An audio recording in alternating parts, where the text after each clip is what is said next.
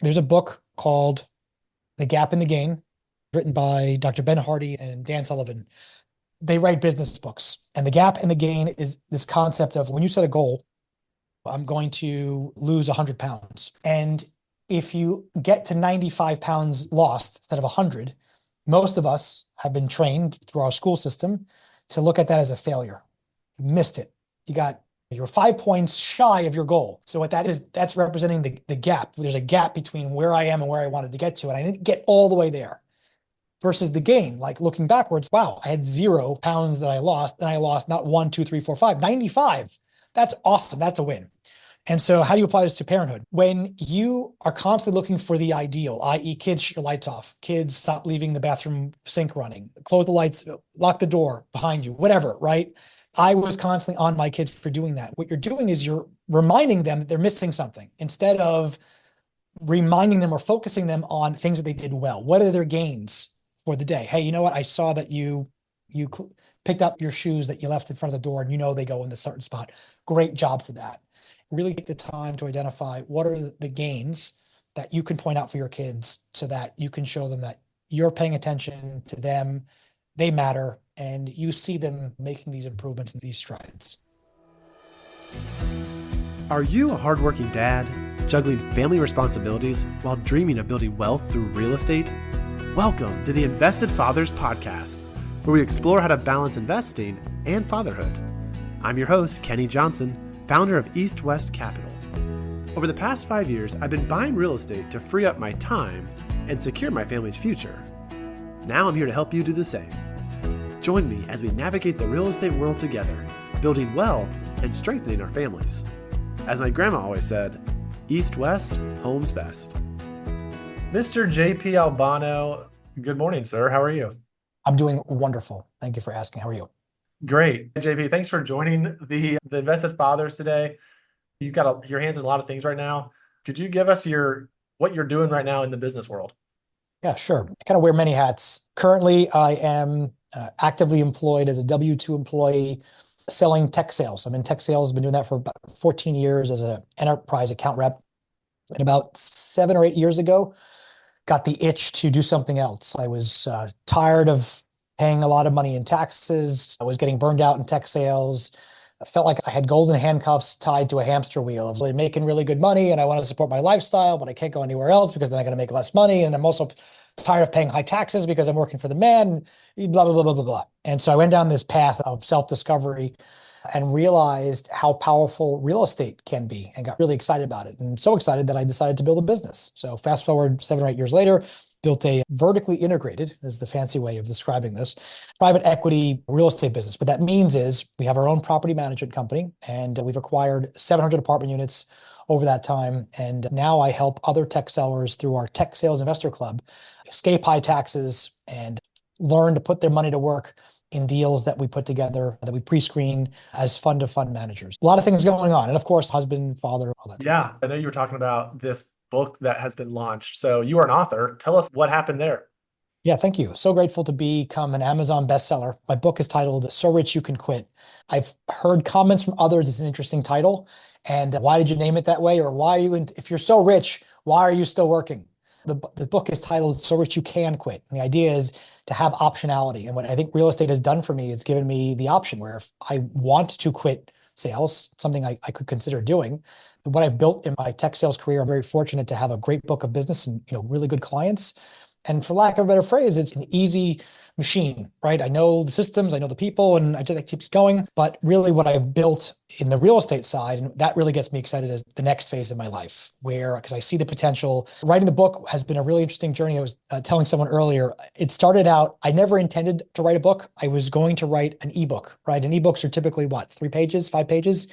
I got 16,000 words into my ebook. And then someone pointed out to me, JP, this isn't an ebook anymore. This is an actual book. It was very technical. It was like, if I was going to teach my mom how to and why to invest in real estate, this is what I would want to know.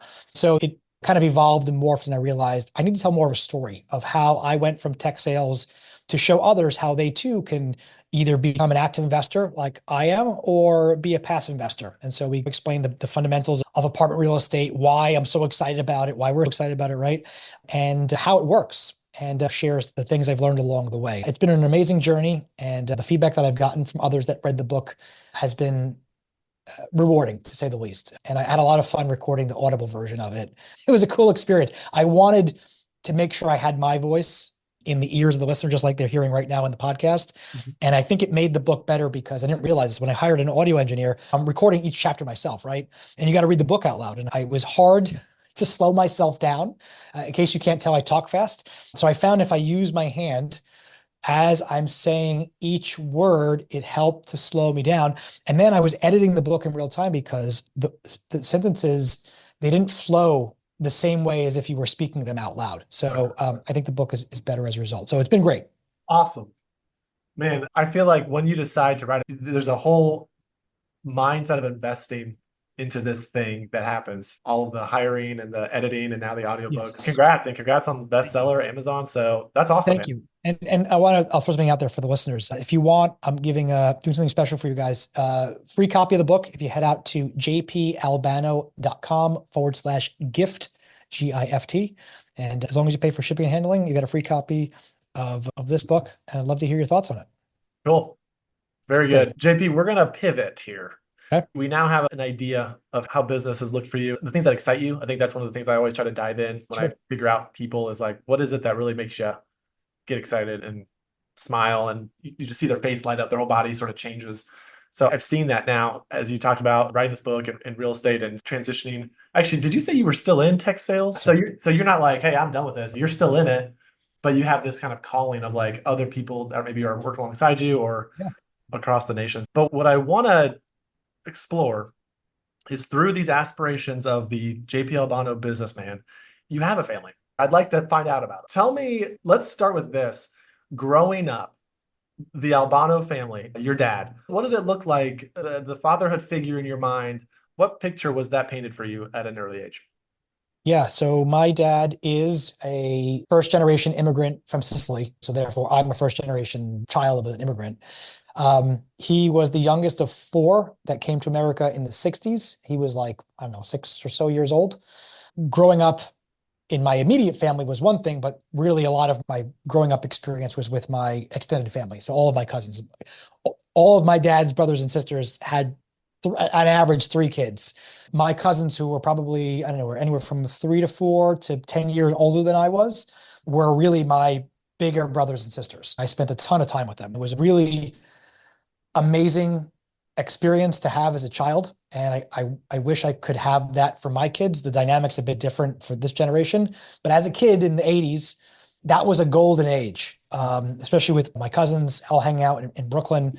There was a lot of noise in a good way, right? Everyone was loud. Like, this is a loud Italian family. So loud, just a lot of emotions with things in a good way. My other side of the family is a bit different, more emotions on a not so positive side, but that's all good. We all learned from that. The things I got from my dad was very hard worker. My grandfather who moved here, he sold his fishing fleet. He was a fisherman, sold his boats to come to America. And man, he busted his butt. He was a longshoreman. Longshoreman is someone that worked at the piers on the docks to receive the goods that came through the cargo ships. Now, this is back in the 60s and 70s. They're not like the cargo ships today where you got the giant crane and they take everything off. Like, they were literally hand unloading. He had this hook, this wooden hook that he made, like cargo nets. So, making like $1 a day sort of thing. That's what I was surrounded with. For better or worse, there was a lot of, World War II, Depression era, lack mentality sort of thing. Grow up, get a good job, hold on to that job, save your money, all that stuff. All of my family really embraced.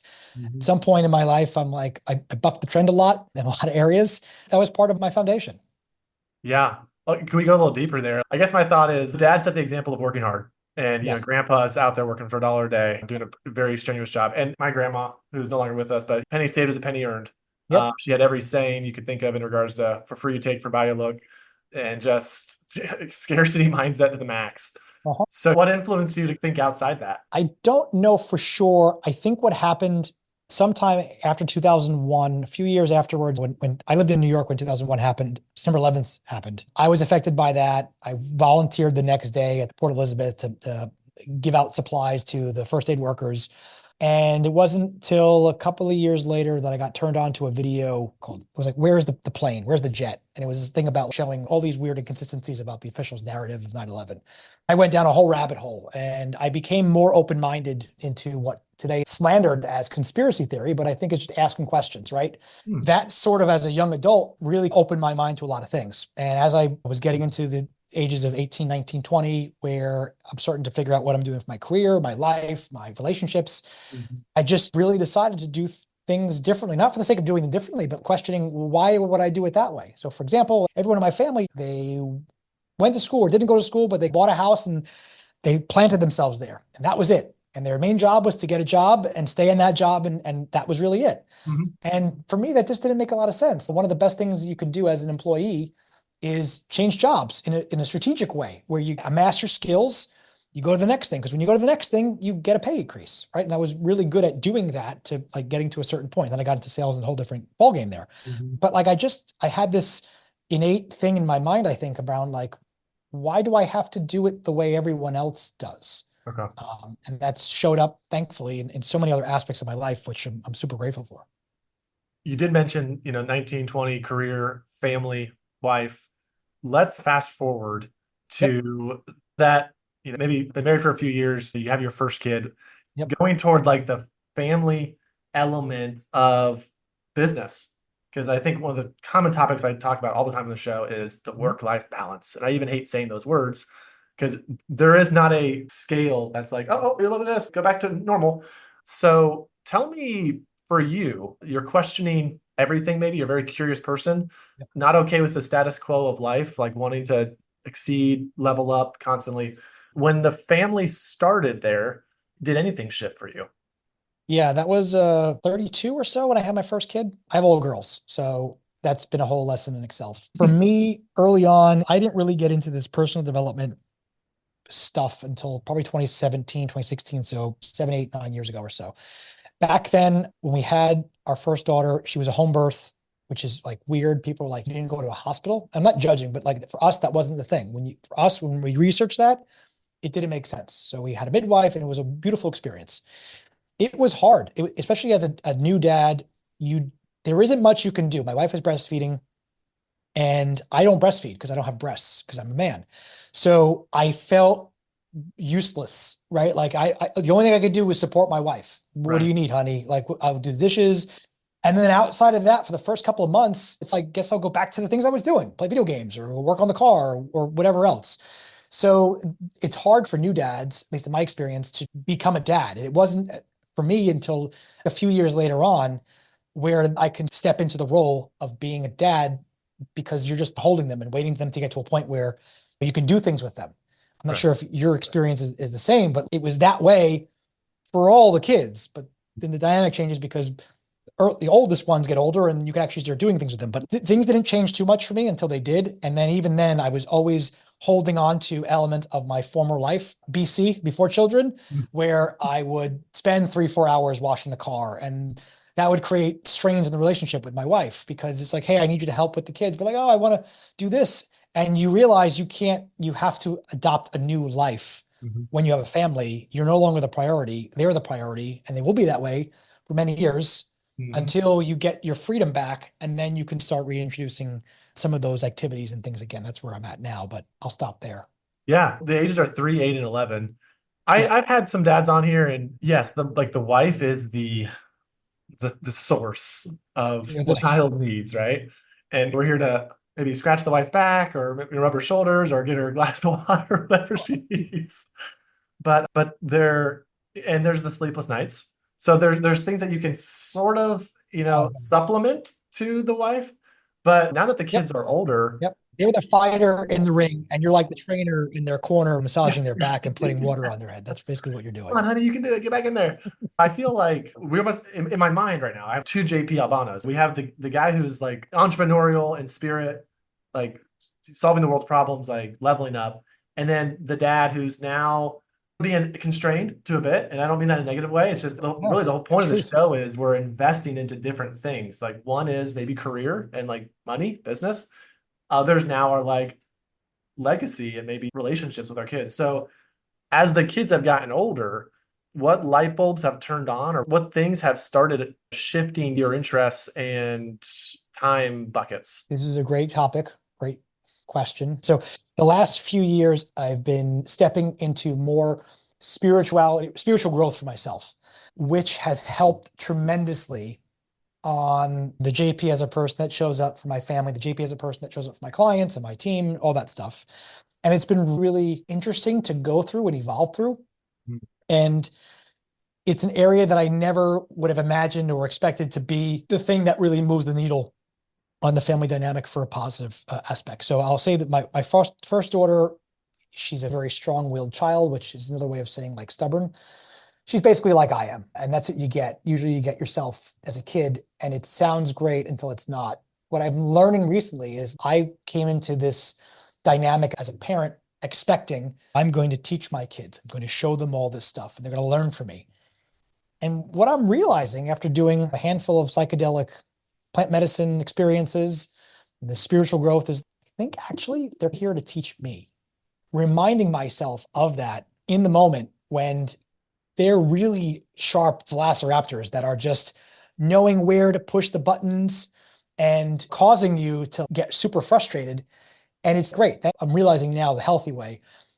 She is helping me level up because if I didn't have that pressure, then I would have stayed comfortable where I was at and wouldn't have tried to figure out and learn how to navigate these things in a positive and healthy way. Work to break through generational trauma that I've inherited, that my dad inherited, like everyone inherited, and it's come to me to work through. Mhm. And it's been super, super, super fascinating and interesting to go down that path. Give me a story of something that happened where, whether it be not a volcano moment or like a epiphany moment where she was stubborn or there was maybe a life question or you kind of said like, I realized this is why I'm going through these struggles. Again, test yourself and to continue to grow in development. Any stories stand out as something that maybe our Yeah, audience can there's relate to? just this weekend, what were we even fighting about? I was fighting with my daughter about, I don't even know. I think the way she is negative with us, and then we just get sucked into it instead of letting it go. And so we were having a conversation the following day, sitting down at the counter, and I'm like, look, here's basically what you're doing wrong. And then she was like shooting it back to me. And we're going back and forth. And I'm like, why are you, to my mind, why are you not seeing what's going on here? And it just ended up in a stalemate, right? And so later that night, after having dinner with my wife, we were talking about it. And I think she's probably the more enlightened one. And I'm like, you're right. I think that's really the case here. And she's what's causing us, and we've got to read it, like she's what's causing us to up level and having to like rise to the challenge. Like, all right, oh, we have to overcome this thing in a way where we overcome it. You get what that means. So Mhm. that night, here's an example. I was tucking in the bed, saying goodnight, and I was resistant to the idea of saying I'm sorry. Mm. I didn't want to have to go there again and whatever else. And I started to walk out because one of the spiritual teachings I'm working with is like this idea of how important forgiveness is. Mm. And forgiveness I don't have to tell you I'm forgiving you. I could just do it in my mind. And that's equivalent to it. So that was the excuse I told myself. And then I'm like, I need to speak it. So I turned around begrudgingly and I said the words, hey, I'm really sorry about the fight we had this morning. Mm. She apologized too, gave a hug, Mm. and that was it. I had made it a bigger deal in my mind, like we all do, than what it actually was. And I think more importantly, that was a lesson, but it was like I'm leading by example here, right? Like I'm showing her, like, hey, we had a disagreement. Let's not hold on to that and have her have to deal with this in 20, 30 years. Exactly. Let's address it now, as uncomfortable as it was for me, and it really wasn't. So that's what comes to mind. I love that story. And I think this is like such a beautiful picture. You look at these business titans such as yourself. You're an author, you've done all these great things, and you have a 10-year-old, 11-year-old dethroning you, Destroying me. It's breaking you down to your lowest level. But we have the choice. This is where it's at. We have the choice to be that high and mighty figure Yep. of respect, which I would say we deserve. We're the head of the household, right? This is your dad. But how can we lead the best? Sometimes it's by humbling ourselves and saying, you know what? Like, She this is is the not, great humbler. as annoying it is for me to say it and for all of us to hear it, it's through the process and all the things that you become and learn through it. So all of the Right. slugging and the learning and waiting and seeing mistakes and errors that you make and all this stuff, like that's it. That's the growth that happens. It doesn't seem like it until you turn around and you look back and you count how far you've come.